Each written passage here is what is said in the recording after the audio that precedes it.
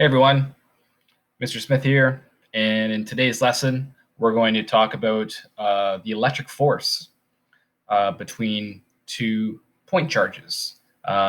This is also known as Coulomb's law. So let's get started. So scientists often use, patterns that have already been established before when looking at new phenomena.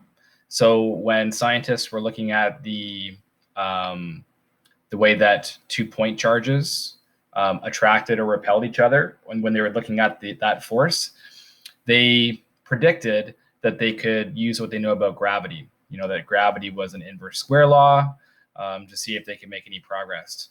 And in 1785, when Augustin de Coulomb actually quantified this electric force, it was already widely expected to be an inverse square law. So, whatever the electric force is between two objects, it was already kind of expected to be proportional to 1 over r squared, the distance, the center to center separation between the two charges.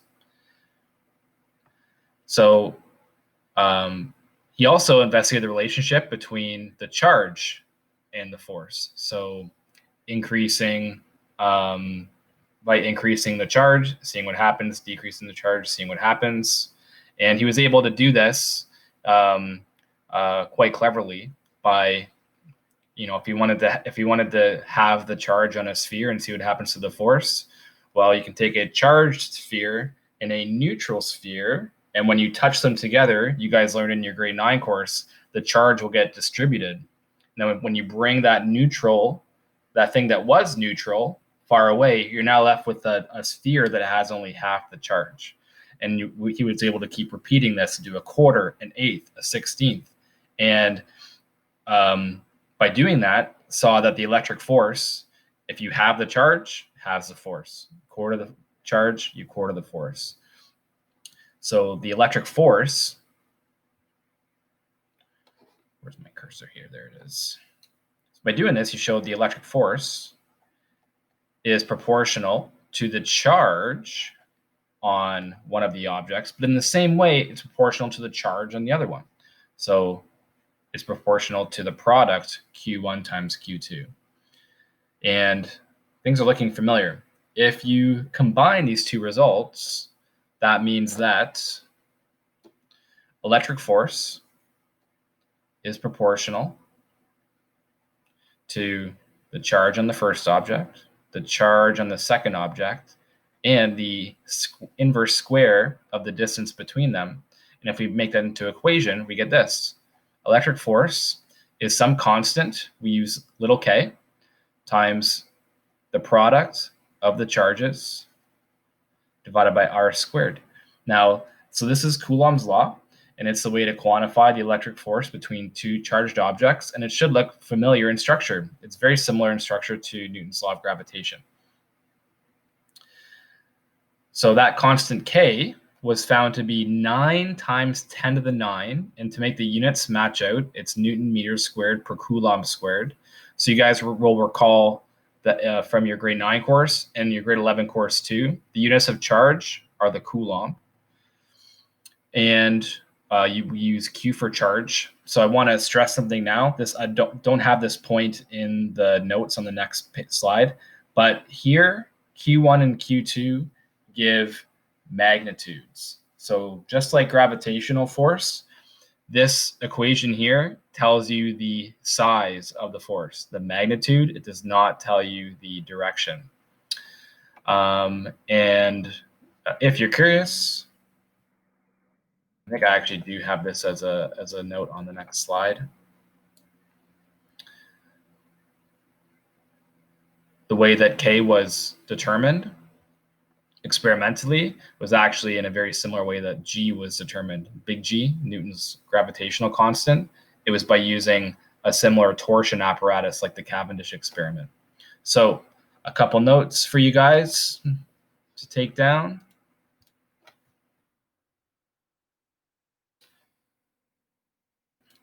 So Coulomb's constant K was experimentally estimated using a Cavendish apparatus. I think I should have a Cavendish apparatus there. The next one is an important one. So unlike gravity, electric force can be attractive or repulsive. So with gravity, if I had two masses here, I know they're going to attract together. So that force, I know the force on this guy is pointing this way, and the force on this guy is pointing this way because gravity is attracting them together. But at this point in our careers, we should know in our science careers that like charges repel each other and unlike charges attract each other. And there's no way, Coulomb's law does not differentiate between attracting and repelling. It gives magnitude. So you have to always be aware of the context of what's going on to figure out the directions for electric force. So please keep that in mind, because Coulomb's law, these charges, Q1 and Q2, are magnitudes. No positive, no negative, magnitudes. We're plugging in positive values. So having set up Coulomb's law, we're going to do a few things with that. We're going to do 5 examples. So to start off, let's just get some experience calculating an electric force. And as usual, I keep losing my cursor. There we go. So electric force, K Q1 Q2 over R squared. So Coulomb's constant, 9 times 10 to the 9. The charge on the point charges. So we have 2 identical point charges. And I guess in this question, we have them being the opposite type of charge. So, but keep in mind, so even though that one of these might be positive, 6 times 10 to the minus 7 coulombs, and the other will be negative 6 times 10 to the negative 7 coulombs. When we plug those into Coulomb's law, we are using the magnitude. So both 6 times 10 to minus 7 coulombs. So hopefully I have stressed that enough to you. And you can see in this example, if you're thinking, why didn't you plug in a negative, Mr. Smith? It's because these guys are magnitudes. I'm probably going to say that like 10 more times in this lesson. But my calculator's on the ground. Let's bang this out. 9x9, 6. So if you just wrote the 6 times 10 to the minus 7 squared, good for you. On the ball. So I got about 0.01 newtons, 0.012. Actually 0.013 to 2 sig figs. So pretty tiny. But yeah, there's our first example, reinforcing the idea that even though we have opposite charges, and when we use Coulomb's law, we're plugging in positive values for the charge. And we understand that this is the magnitude of the force and that these 2 charges be attracting each other. Let's do another example. So we're going to do another example calculating electric force, but it's going to be interesting to compare the magnitude of the electric force compared to the magnitude of the gravitational force. So we're going to find we're going to have 2 electrons 1 meter apart, and we're going to compare the size of these 2 forces. So that should be interesting. So electric force, K Q1 Q2 over R squared. So we have 9 times 10 to the 9. I believe this is touched on in the grade 11 course, but the charge on an electron, that fundamental unit of charge, and we'll actually talk about how that was kind of experimentally found out to be, is negative 1.6 times 10 to the minus 19 coulombs. And we have 2 electrons, so we're squaring it. So Q1 and Q2 are the same. And again, I'm not plugging in the negative because in Coulomb's law, we're plugging in magnitudes, right? Divided by 1 squared.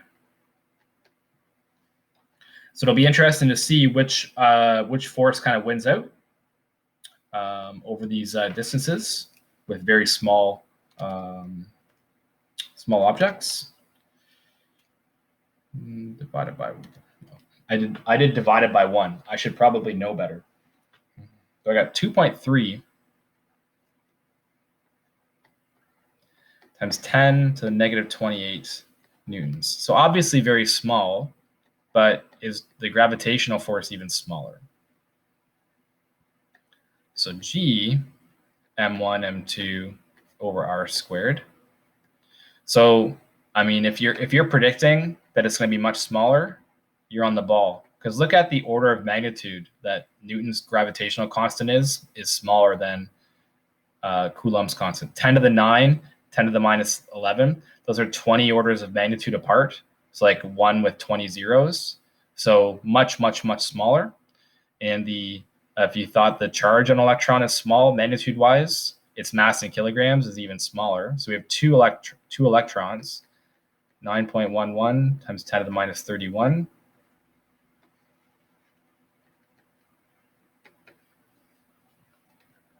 This is going to be crazy small.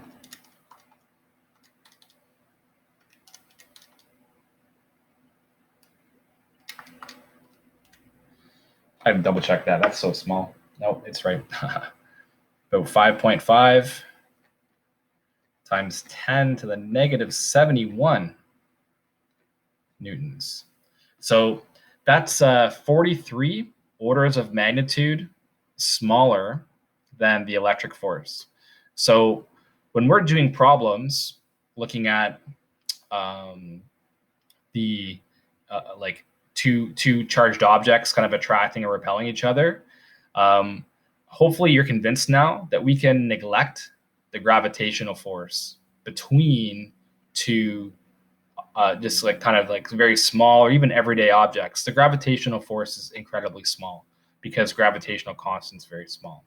So when you're doing practice problems, you don't need to find the gravitational force between two charged objects. You don't need to know their masses because we've seen that it's very insignificant compared to the electric force. Okay, so that was a cool example to do. All right, we're going to tie in Newton's second law here.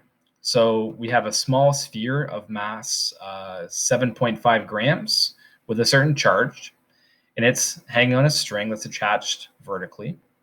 And then we have a second charge that's an opposite charge is located below 0.02 meters, so 2 centimeters below the first charge. We're going to find the tension in the string. So what we have here, and just as a side note, as I'm drawing, there's quite a significant chunk in my current course who just actually pretend tension isn't a thing, that the tension and weight is like the same thing. It's not. Don't do that. The tension on an object isn't always just the weight of the object. So we have a charge hanging here, and its charge is positive. And if you can imagine it hanging there, all chilling out, then yeah, actually the tension and the weight would be balancing, and the tension would be equal to the weight. But imagine you, from down below here, you bring a negative charge close to it. Unlike charges want to attract each other, right? So as you bring Q2 close to Q1 and that force increases and increases, it's going to be pulling down on that object, and it's going to be making the string tighter. The closer we get to the objects together, the tighter that string is going to get, because that electric force between them is increasing. The weight of the mass of that hanging mass isn't changing, and the tension is going to increase. So our question, we're given this separation between these two guys is 0.02 meters. And I might just use a different color. Let's draw the forces acting on this guy. So we have the weight of that hanging mass. We have an electric force between these two charges, and we have tension pulling up. And those three things are in balance. The hanging mass, the hanging point charge, it's just hanging there. So whatever its weight is plus the electric force will match the tension. So let's find the tension by applying Newton's second law. So we only need to look at one direction here. I'm going to use up as positive just because. So sum of forces equals mass times acceleration. And this object is just hanging around, so the acceleration is 0. And what are our forces? We have a tension force minus the weight minus Fe, and that's equaling 0. Now, some of you guys might have recognized if this scenario was happening that the magnitude of the tension force would be exactly equal to the weight plus the, and maybe you went right here, and that's totally fine. And I think we have enough to finish this off. K, Q1, Q2 over R squared. Yeah, because we have M, we know G, we know K, we have the charges, and we know that we know how far apart they are. So note what we did not add into this diagram. I did not add a third force down, finding the gravitational force between Q1 and Q2 and looking at their masses. Not that there is going to be a gravitational force between them, but it's so small, as we saw in the last example, that we don't need to include it in our calculation. Yeah, we did include mg because we still got the Earth down here, right? So I mean, we can't ignore that. All right, let's finish this off, guys. So 0.0075. We're just using 2 sig figs, 9.8 plus 9 times 10 to the 9. Remember, we're using magnitudes here. So 3.2 times 10 to the minus 8. 5.8 times 10 to the minus 8. If you start throwing in negatives into Coulomb's law, you're going to run into issues. Because in this setup, T, mg, Fe, those are all magnitudes of forces, right? And if you start throwing in negatives, you're going to be in trouble. We take care of the directions and negatives when we set up Newton's second law and have a direction to be positive. D, the distance between them, 0.02 squared. So I might just do that all at once. 9x 9 times 3.2 x negative 8 times 5.8 x negative 8 equals plus equals about 0.12 newtons, the tension in the string. So we've got an example in the books. We calculated another electric force. We reinforced that you're plugging in magnitudes only, but now we tied in a bit of Newton's second law to our work. 2 more examples to go. In this next example, we're going to calculate a net force on a charged sphere. So in this case, you can see we have A and B, and we say A and B in a fixed position, which means they're not free to move. They're fixed. And we're going to find the net force on sphere C. And later on, we might actually analyze the motion of sphere C if it's allowed to move. Will it move left? Will it move right? What's the acceleration? Can we actually find a constant acceleration? Do we need conservation of energy? But I'm getting ahead of myself. Right now, we're just going to find a net force. And in this example, this is going to reinforce our Coulomb's law finds a magnitude. And then we're going to talk about how to deal with directions in this one. So let's just start by finding the size of the force between A and C and B and C separately, because we're finding the net charge on C. So let's go FAC. The charge on A times the charge on C times the distance between A and C squared. And I might, and then B and C. So I might squeeze my work in here. We've done many of these calculations already.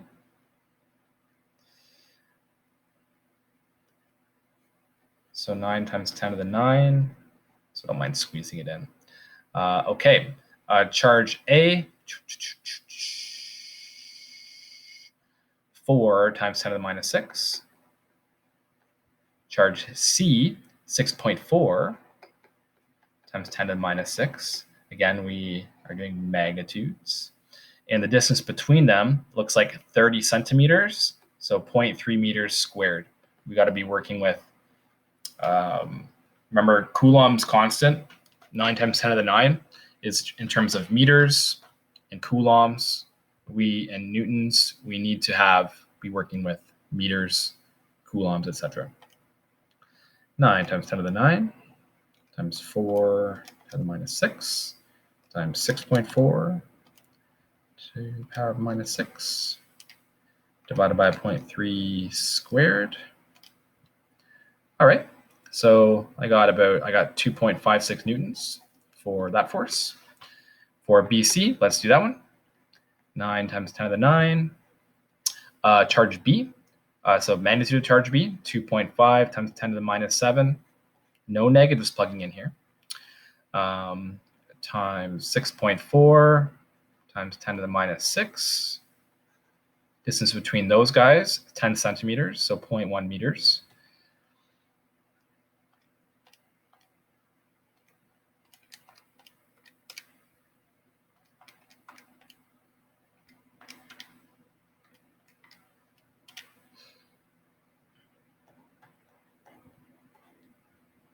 I got 1.44 newtons.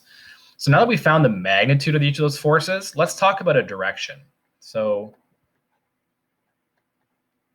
the force on C from A. So we've just talked about already, it's 2.56 newtons, but what's the direction? And for FBC, the force on C from B, we know it's 1.44 newtons, but what's its direction? If we find those two things out, we could add these and get a net force.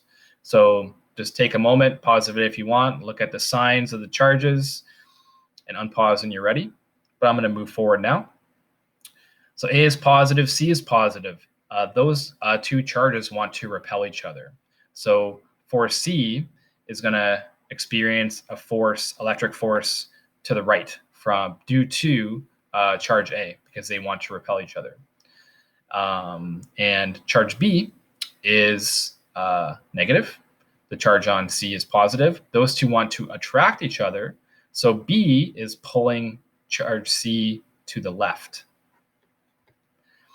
And so it's not a huge leap of faith to see that the net force is going to be to the right. And we'll add 1.44 newtons to the left. So we'll be subtracting. I'm just going to show that work. We can write that as minus 1.44 to the right. Can I do the mental math? I should be able to. 1.12 newtons to the right will be our net force. So we've now done an example where we're finding a net force. So you find the magnitudes, reason out the directions, just due to your knowledge of like charges repel, opposite charges attract, and then you can find the net force.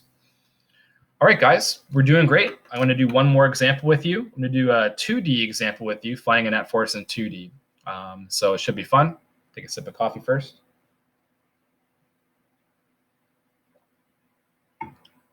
Now, we're asked to find the net force acting on each of the four spheres. But don't worry, we're not going to do 4 different 2D problems. Due to the symmetry of this question, each charge has the same magnitude, 5 times 10 to the minus 6. We can see that we have positive charges at A and C and negative charges at B and D, and they're kind of laid out in a square. So due to the symmetry of this question, the size of the net force on each of those is going to be the same. And what we're going to see is the direction is going to be the same too. But let's look at charge A to start. So what's happening with charge A? Well, the force from B is going to pull it to the right. The force from D is going to pull it down. And the force from C, because they want to repel each other, is going to be acting up and left. But if you just think about it, because the charges and distances are the same, the force from B and the force from D are going to be similar. And if you combine those together, you're going to get, if you just add the force from B and D together, you'll get a resulting force that's down and right and actually at a perfect 45-degree angle because of the symmetry. And we're going to be able to make use of that to this problem even quicker. Instead of taking every force and making components and recombining, we'll kind of be smart about it in this question. But let's dive in. Like, guys, the first thing we have to do is we have to find these forces. But again, let's be smart. So what's the force on A from charge B? Well, if we're smart about it, that's going to be the same as the force on A from charge D, right? Because they're the same charge and they're the same distance away. So let's just use that to our advantage. So QA times QB. And if you just want to use Q, because they're all the same charge, that's fine, over R squared. 9 times 10 to the 9. I might actually do that. 5 times 10 to the minus 6 squared. Same charge, multiplying them. And again, they're both positive because those are magnitudes. And 25 centimeters, 0.25 meters squared. So we'll get that.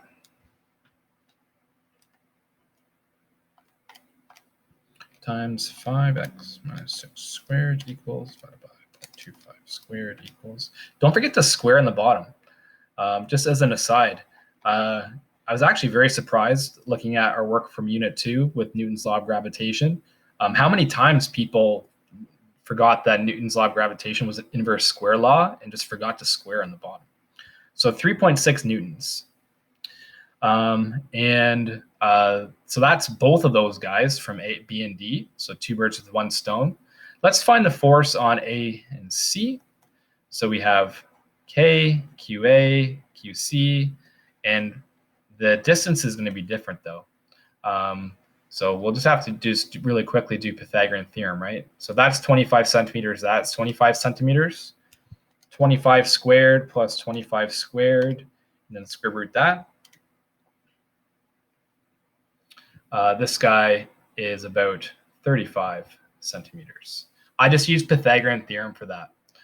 I hope we're all okay with that. And let's continue. So 9 times 10 to the 9, same charge. So I'll square it, and that's 35 centimeters squared. So 9x9. I rounded that a bit to just 2 sig figs, but if you want to keep more accuracy, totally fine. Divided by 0.35 squared equals, so I'm going to call that 1.8. I got about 1.8 newtons. So now that we have those magnitudes of forces, I'm going to go to a new slide, and we're going to get the net force. So what we just found, right? We did it for point A, right? So we got that B is attracting it with a 3.6 Newton force. D is attracting it with a 3.6 Newton force. C is repelling it with a 1.8 Newton force. And we want to find the net force. So we're going to be clever though. And we're going to recognize that, hey, I know that this 1.8 newtons, that we know that's at a 45-degree angle, right? Because it's a square, right? It's due to symmetry. Like that's 90, so this is 45. So we know that's away from 45. And we know that because this 3.6 Newton down force and this 3.6 Newton to the right force, if we add those together, we're going to get a force towards the center of the square at 45 degrees. And so these two forces, the force from C or force from B and D and the force from C, are going to line up. And if they line up, we can actually add them together, and it's going to save ourselves a lot of work. So what I'm going to do here, guys, is I'm just going to draw. I'm going to call this FAB. And that's 3.6 newtons. And FAD, I know that's 3.6 newtons. And so I want to know what the size of this. I'm going to call this F. What should I call it? Oh, let's go crazy. FABD. To illustrate, I'm just adding the forces from B and D together, and we're just going to use Pythagorean theorem here. So the size of that force from ABD, I'm just going to square root everything. So the root of 3.6 squared plus 3.6 squared. Let's do that.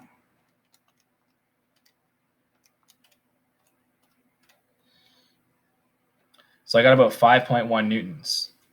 So I've got, if I combine the down and right force, I get 5.1 newtons directly towards the center. I have 1.8 newtons away from the center. So the force on A from B and D is 5.1 newtons to the center. The force on A from C is 1.8 newtons away from center. And so the net force on A, I'll just say FA. We know that's going to be 5.1 minus 1.8. It's going to be 3.3 newtons to the center. And in fact, because this whole problem is symmetric, all of these forces are going to experience, all of these charges will experience a net force of 3.3 newtons to the center for the reasoning we just found. So we don't need to redo it for the other guys. It's going to be the same math. But yeah, that was a little, we used the symmetry here to save ourselves a bit of work.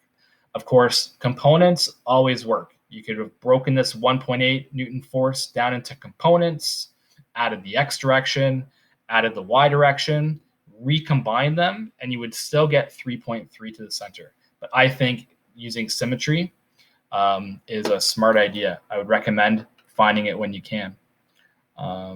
So we've wrapped up our discussion, an investigation talking about electric forces, Coulomb's law. So now that we've looked at electric force, we've quantified it, we've compared it to gravitational force, we're now going to define electric field strength, talk about electric fields, and make a comparison between that and gravitational fields and gravitational field strength. So that's what's up next. Hope you guys are staying well. Have a great day, and we'll see you soon.